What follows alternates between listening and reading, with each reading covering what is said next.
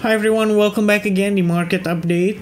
Untuk Market Update hari ini, sebetulnya saya bagi jadi dua ya. Tadinya awalnya saya pikir ini Jerome Powell speak-nya nggak akan terlalu memberikan impact yang sangat signifikan, tapi ternyata di luar dugaan dia memberikan tanggapan terhadap kondisi NFP yang minggu lalu itu sangatlah positif. Jadi kita bakal bongkar dulu isi daripada speak-nya dia pada malam hari ini, lalu nanti kita akan bahas di video terpisah untuk Bitcoin price action update. Jadi teman-teman bisa lihat lebih detail. Nah, tentu saja ya Jerome Powell diharapkan oleh banyak orang ingin mengatakan pivot, tapi ya ya ini just sekedar meme aja ya teman-teman ya. Yes, I will pivot from hawkish to more hawkish ya. Jadi sedikit joke supaya teman-teman bisa lebih fun lah nontonnya kali ini. Nah teman-teman, jadi ada beberapa hal, so not this one of course ya, ada beberapa hal yang menjadi highlight daripada speaknya Jerome Powell. Saya bacain dulu ya di sini ya. Stock market, US stock market hari ini tuh benar-benar signifikan. Jadi kalau teman-teman perhatikan, ini dolar index kena rejection lumayan signifikan, tapi kemudian nanjak, but then turun lagi ya. Ini good banget sebetulnya kondisinya kalau misalkan memang dia tertekan dan cenderung turun.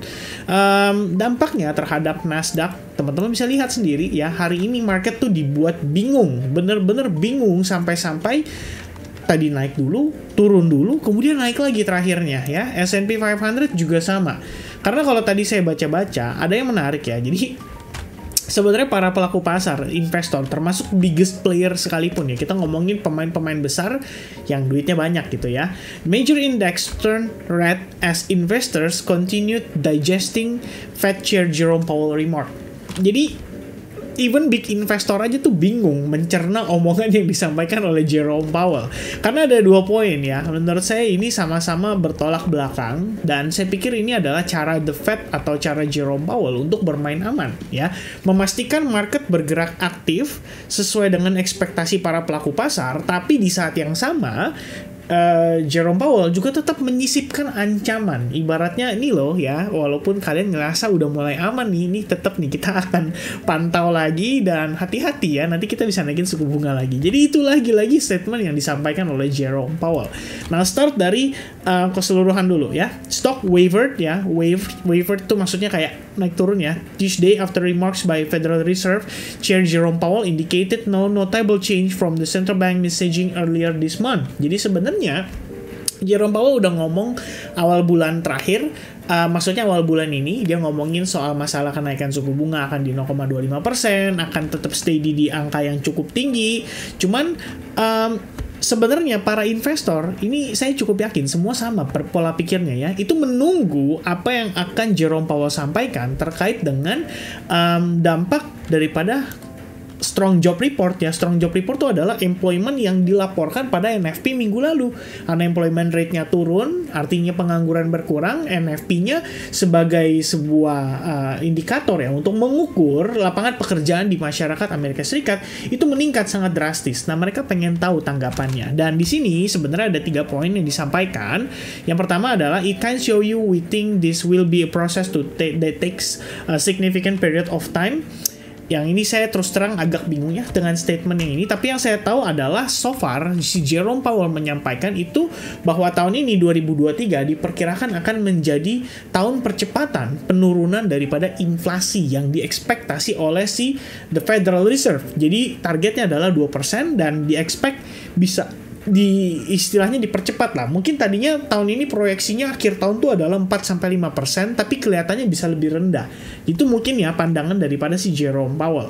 Dan we think mereka berpikir bahwa kenaikan suku bunga lebih lanjut we think we have to do further rate increase. Berarti mereka berpikir bahwa mereka akan atau mungkin akan meningkatkan kenaikan suku bunga lebih lanjut. Jadi nggak seperti yang istilahnya di ekspektasi para pelaku pasar tadinya di angka 5-5,25%, mungkin jadi 5,5% atau bahkan 5,75%. Ini worst case scenario.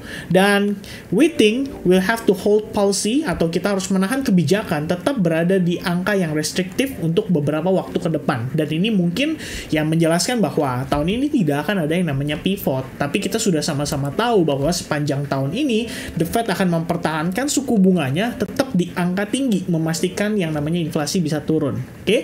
Nah, ini tadi ada beberapa note-nya ya. Ini yang lebih detail sebenarnya. Disinflationary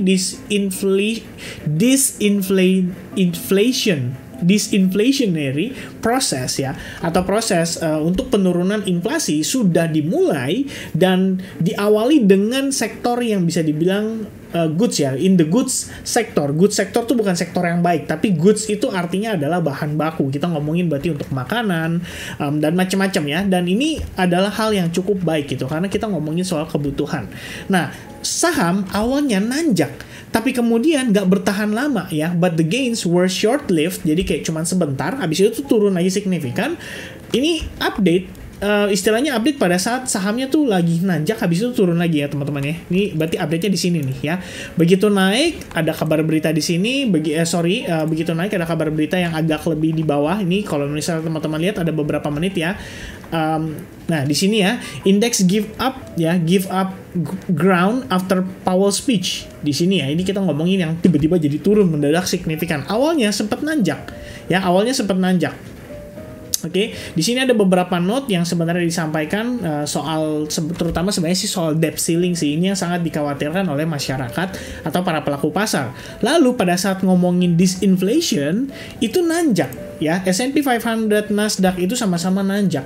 Tapi begitu si Jerome Powell mengubah haluannya, kemudian dia ngomong ya bahwa Powell memberikan peringatan kepada para pelaku ekonomi bahwa kenaikan suku bunga itu bisa lebih tinggi dari yang diekspektasi. Nah ini yang tadi kita sempat ngomongin teman-teman. Sehingga para pelaku pasar galau, habis dia ngomong itu langsung tiba-tiba turun. Nah sekarang nih, ini kan saya sempat mention juga sebenarnya sama teman-teman di Advance Group ya. Kita sebenarnya juga sama di posisi yang aktif memantau kondisi pergerakan pasar dalam keadaan running, terutama di sesi New York ini. Saya sampaikan ke teman-teman di Advance hari ini. Sebentar ya teman-teman ya, saya izin untuk sedikit memberikan teman-teman pandangan dari yang saya sampaikan di sini. Ini penyebab U-turn dan lain-lain. Saya di sini saya cuma menyampaikan, saya rasa kita perlu kasih market space dulu, waktu istilahnya space untuk bekerja. Saya bakal review lagi market di sesi Asia. Coba kita lihat dulu orang-orang Asia reaksinya gimana terhadap market yang digonjang-ganjing oleh si Jerome Powell. Even saya sekalipun berpikir bahwa ini sebenarnya sangat kompleks ya, kita ngomongin sangat kompleks dan kita memang butuh reaksi lebih lanjut daripada para pelaku pasar. Dan sejauh ini kalau kita lihat beberapa good news yang mungkin ini lebih direspek sama pasar ya, dimana kita melihat bahwa sebenarnya ya poin pentingnya adalah disinflationary prosesnya, ini yang sebenarnya di note paling penting. Jadi kalau misalkan Jerome Powell bilang bahwa ya, ini di sini ya teman-teman ya. Powell said later in the discussion that the Fed could be forced to hike more aggressively and those comments could have aided in the market's rollover. Jadi yang membuat market putar balik itu adalah ketika si Jerome Powell bilang bahwa kemungkinan kita bakal naikin suku bunga lebih agresif lagi ya. Tapi realitanya adalah kita akan bereaksi atas data. Ya, jadi kita bakal, so if we continue to get, for example, strong labor market reports or higher inflation reports, it may well be the case that we have to do more and raise rates more than is priced in. Jadi anggapannya, kalau misalkan seandainya ketenaga kerjaan masih meningkat, kemudian inflasi reportnya masih meningkat juga, maka ya balik lagi, the Fed mau nggak mau harus naikin suku bunga lebih agresif. Jadi sebenarnya mungkin yang akhirnya diambil note oleh para pelaku pasar sejauh ini sampai dengan posisi saya bikin video ini adalah soal disinflationary-nya. Itu yang mungkin di note sama mereka bahwa sebenarnya CPI itu udah on track. Dan terakhir kenaikan, sebenarnya tadi ada sempat statement ya, ini nggak tahu saya lihat statementnya kayaknya nggak masuk di dalam beberapa report di sini, tapi kan saya nonton langsung, Jerome Powell sempat ditanya, gimana menurut Bapak soal NFP ibaratnya. NFP kan menunjukkan bahwa data ketenaga kerjaan itu dalam keadaan yang sangat positif dan sangat kuat. Ya, tapi si Jerome Powell menyampaikan di saat yang sama, dia bilang oke, memang kita sebenarnya agak khawatir soal itu, tapi sebenarnya nggak perlu terlalu khawatir karena kita ngomongin rata-rata pendapatan ya. Dia bilang di situ wage ya, minimum wage itu berada di angka yang lumayan rendah, jadi bukan di angka yang lumayan tinggi, sehingga walaupun mungkin penambahannya itu ada di sektor yang bisa dibilang membutuhkan tenaga kerja dengan low payment lah istilahnya, atau pembayaran yang relatif rendah. Dan waktu terakhir saya dapat info dari Kak Vicky ya, salah satu viewers di YouTube channel saya juga, dan kebetulan dia tinggalnya di New York. Saya tahu karena saya pernah lihat Instagramnya dia. Dia sempat bilang bahwa saat ini untuk kerja paruh waktu di sana itu mulai dibatasin. Tadinya mungkin sehari bisa 5-6 jam kerja, sekarang jadi 3-4 jam kerja aja. Jadi istilahnya dibayarnya itu semakin rendah. Ya itu mungkin menjadi satu pertimbangan daripada si Jerome Powell mengatakan bahwa ya kita nggak perlu takut sebetulnya. Karena dia sempat ngomong juga bahwa cycle kali ini mungkin bisa berbeda. Ya itu ada satu pembahasan yang saya lihat nggak masuk ke dalam istilahnya beberapa artikel yang disampaikan di sini. Jadi saya pikir itu bisa menjadi salah satu acuan juga sehingga para pelaku pasar akhirnya memilih bull ya untuk merespon pergerakan market saat ini. Jadi zigzag, but in the end bull is winning the game gitu ya. Jadi saya pikir selama Nasdaq dan S&P 500 dalam keadaan positif dan dolar indeks dalam keadaan tertekan, mungkin kita bisa menilai bahwa Bitcoin itu juga akan cenderung mengikuti pergerakan daripada aset berisiko seperti stock market misalkan. Oke, jadi itu sedikit ya teman-teman update yang bisa saya sampaikan seputaran daripada si Jerome Powell ini. Jadi once again Jerome Powell lempar lagi ke market, lempar lagi ke data ya, dia menilai bahwa data yang akan menjadi sumber penilaian mereka terkait dengan kenaikan suku bunga yang akan datang ya, apakah akan agresif ataukah akan tidak. Dan itu artinya kita ngomongin soal pekan depan karena next week akan ada CPI ya di hari Selasa lebih tepatnya. Dan sementara kemarin sampai dengan kemarin sebenarnya datanya saya lihat forecastnya itu cenderung naik, tapi per hari ini kita udah lihat angkanya turun dari 6,5% jadi 6,2% ekspektasinya. Luar biasa sekali. Teman-teman kalau nggak percaya bisa lihat video terakhir yang Bitcoin, itu angkanya dari 6,5% jadi 6,5% juga. Steady tadinya, tapi sekarang jadi 6,2%. So I think ini adalah respon yang positif. Maksudnya respon yang positif pada market saat ini itu adalah terdampak dari istilahnya forecast sementara yang berubah-ubah ini ya. Saya pikir itu bisa menjadi satu pertimbangan kita untuk memberikan penilaian atas apa yang bisa terjadi pada kondisi market ke depannya. Oke, saya rasa teman-teman itu dulu untuk market update. So I'll see you guys again in the next update for Bitcoin. Cheers guys, God bless everyone, bye bye.